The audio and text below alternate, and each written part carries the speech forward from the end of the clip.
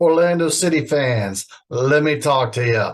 Coming out of a 3-1 road victory at Chicago Fire. First game's back from after the League's Cup month-long break. And the question was coming out was, hey, it's been how many days off now? Maybe like 15, 17 days off for some programs and some teams, and how they're going to do. But they got a 3-1 victory for Orlando City. All right, before we go any further, do me a favor, hit the like, so follow me back, and then comment where you see fit about tonight's games.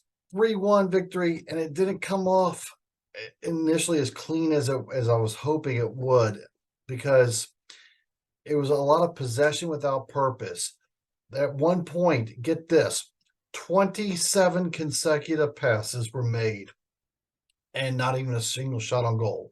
Now, in there, the 27 consecutive passes were from a defensive side turnover by Chicago, and it ultimately led to a foul and direct kick that turned into nothing.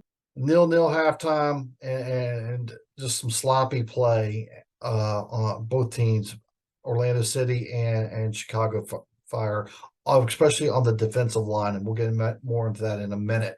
But then second half, it really opened up. No defensive coverage on the backside by Orlando City on that defensive line. Was it the left back? I'm not going to start pointing fingers and say coverage, but there was people left over. And Pineda for Chicago Fire had two early looks, and the second one he just drilled home. I think he's still open, to be honest with you. So Orlando City's down 1-0, and then all of a sudden Chicago's like, okay, we don't have to mark. So Torres takes a corner kick not even 2 minutes later, and Cartagena just directions the ball right in the goal. And now it's 1-1. 2 minutes after that, we send the ball in on a cross. And well, again, how perfect, Angola is there and gets his head on the ball. No tight coverage, and just directions the ball into the goal, and we're up 2-1. All of our faults and mistakes are now coming similar to that of the Chicago Fire, because now they're not marking people and guarding people. And shout out to Thorlison. Okay, you attack with the ball, good things happen, and he attacked with the ball into the box, and you make people make decisions. And it was clearly a trip.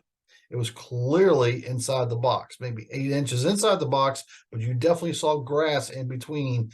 So it was a no-brainer. It was a no call, and Torres buried the penalty kick. Oh my gosh! At first glance, I thought that thing sailed, but he actually hit it perfect. So 3-1. Great way to get back into the MLS regular season, especially now that we're on the back half of the schedule, the countdown of the schedule, whatever you want to call it. Early on, Orlando City was not moving without the ball on the final third, the attacking third, and it was just a lot of stationary play and hoping a cross would come in, and it just didn't look good, and it just didn't look like how Orlando City had been playing going into the League's Cup and then during League's Cup.